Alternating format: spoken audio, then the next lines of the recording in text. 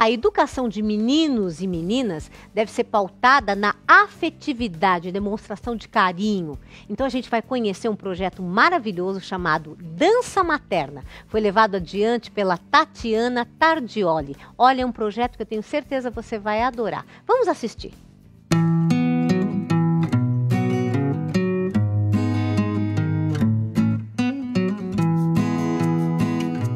Há 5 anos, Tatiana estava grávida de sua primeira filha. Antes mesmo do nascimento, já queria ter uma relação de intimidade com a bebê. Descobriu que a dança poderia ser o caminho ideal para sentir a presença da filha e viver uma intensa relação de carinho. Eu percebi o quanto era especial dançar sentindo o meu bebê na barriga e o quanto eu me sentia vinculada a ela nesses momentos em que eu dançava prestando atenção nela, sentindo. Depois do nascimento, continuou dançando com a filha até os 3 anos de idade. Um momento da primeira fase da vida que Tatiana acredita fazer toda a diferença. Eu acho que essa ligação afetiva com a mãe ser favorecida no início da vida vai criar também bebês mais seguros, mais tranquilos. Ainda durante a gestação, Tatiana compartilhou a experiência com outras gestantes. Após o nascimento da filha, também estendeu a iniciativa para outras mães. Hoje ela não dança mais com a filha, que já tem 5 anos, mas continua auxiliando gestantes e mães a manterem essa prática com os bebês. Muitas mães relatam, depois que os bebês já cresceram, quanto eles são ligados à música, como eles têm uma boa desenvoltura corporal, um bom desenvolvimento motor, que tem na mãe uma referência de confiança, de aconchego, bebês que sabem que eles têm para onde voltar, mesmo depois que crescem.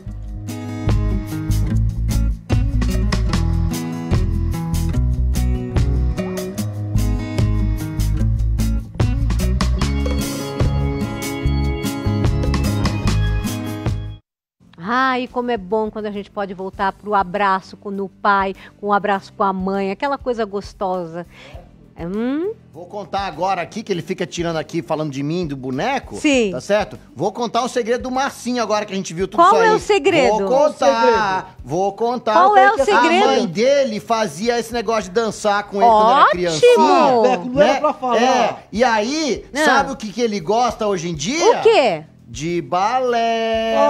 E aí, qual é o problema? Eu não vejo qual é o problema nenhum, problema? tá Não certo? tem problema nenhum. Ele desenvolveu bem a coordenação motora, o ritmo. Você sabe que isso tudo faz com que a gente se sinta melhor, libere mais endorfina. Não tem essa questão de que o balé vai ser para menino ou para menina. É para aquele que sente prazer em desenvolver esse tipo de habilidade. Eu gosto muito de balé, Suzy. E tá muito bem, ótimo. Eu vou ser um grande bailarino, tipo o Billy Elliot lá.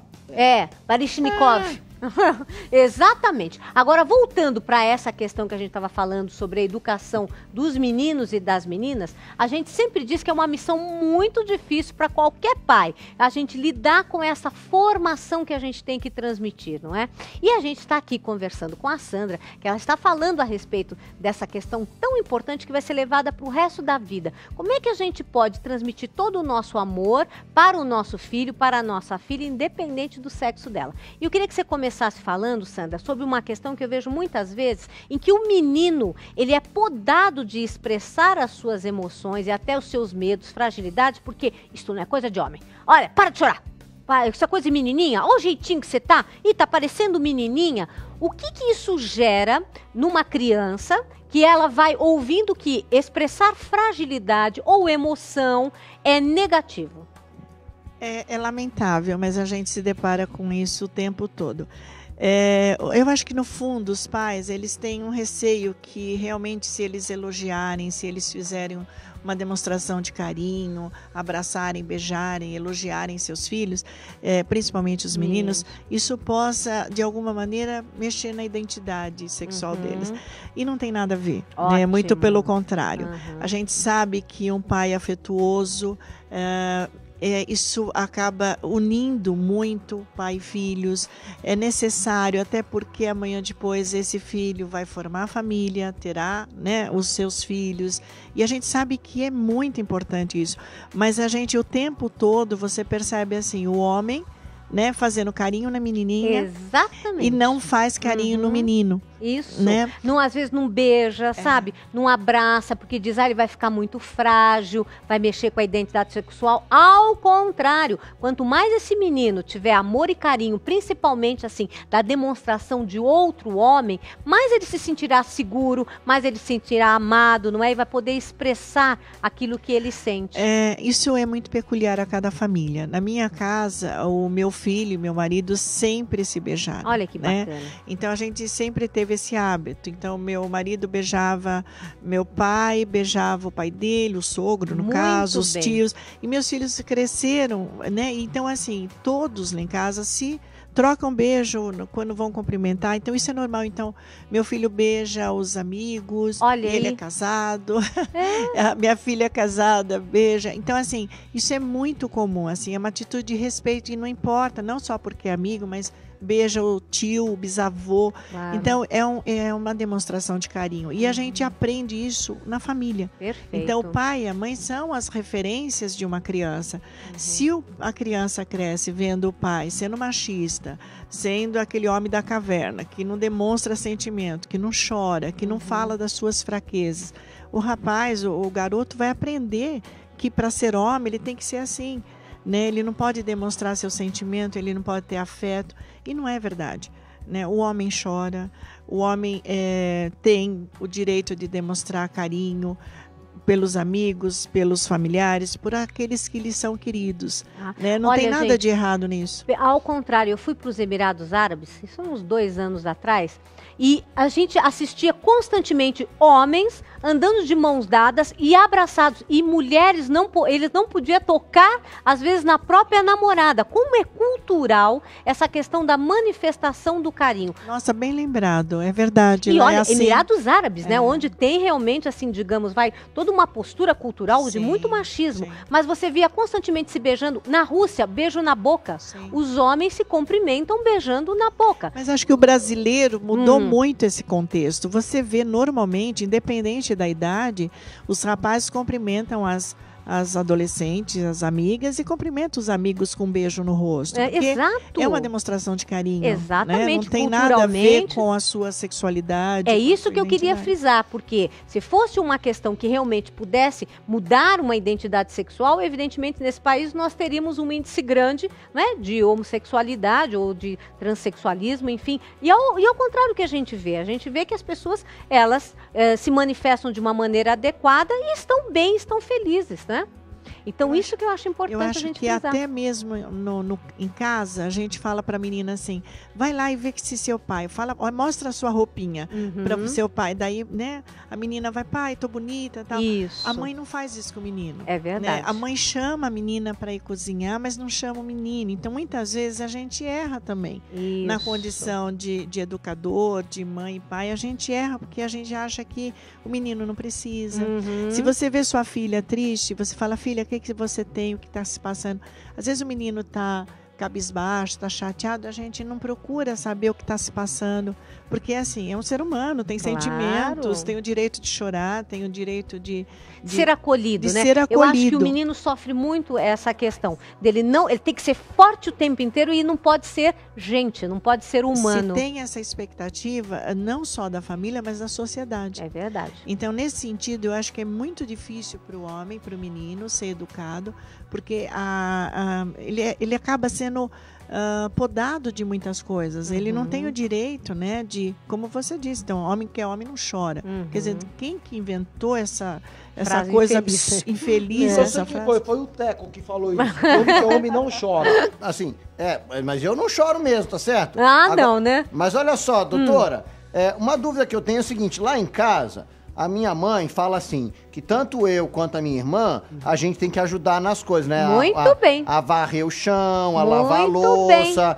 e tudo mais, né? Mas aí, tem certas pessoas que ficam tirando sarro de mim, porque eu fico lá lavando louça, e aí tem dia, por exemplo, que ele vai lá em casa e eu tô de aventalzinho assim, lavando louça, aí ele fica tirando sarro. Ô, Suzy, lavar louça até vai, mas colocar aventalzinho pra lavar a louça... Olha, é pra não sujar minha roupa. Muito bem, é isso mesmo, né? Isso tudo é preconceito. As crianças... Pra não quebrar as unhas. Olha, não é... Então, e mas aí qual a minha é o problema? Não, Suzy. Diga. Olha, tá quebrada mesmo.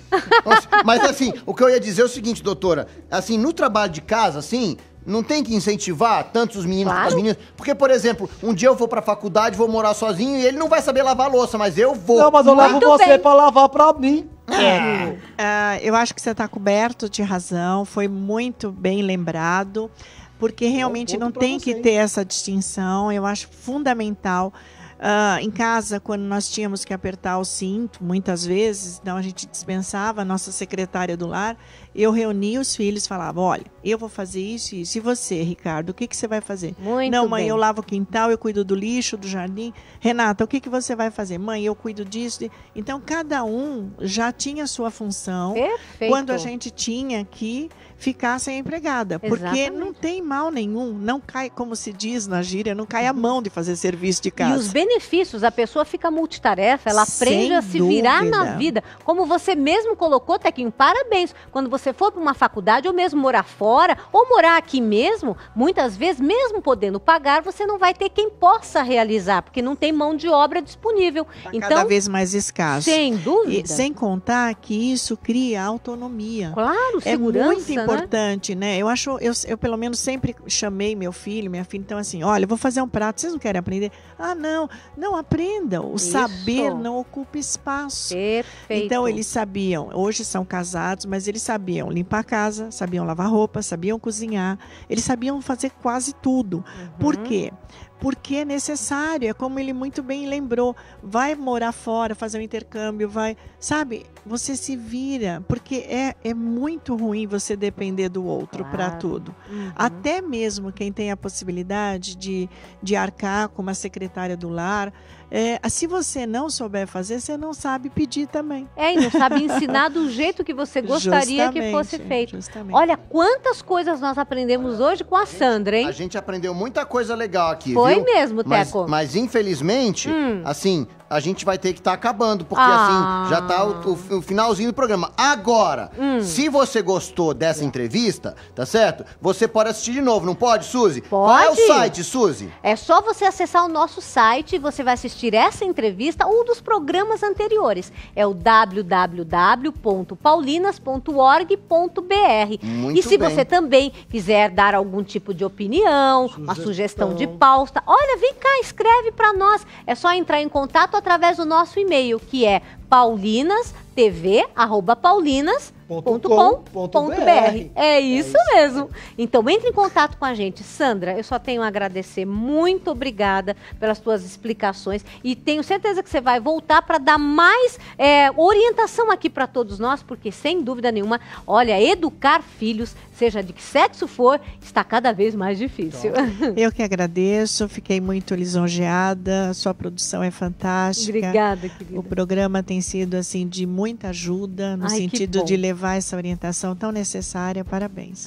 Parabéns a todos nós que estamos aqui sempre aprendendo e criando programas que possam dar alguma orientação para melhorar nossa qualidade de vida. Agora a gente vai rapidinho para o intervalo, mas voltamos já já no quadro Faça Junto, onde a gente sempre vai agregar mais conhecimento para todos os membros da família. Até já!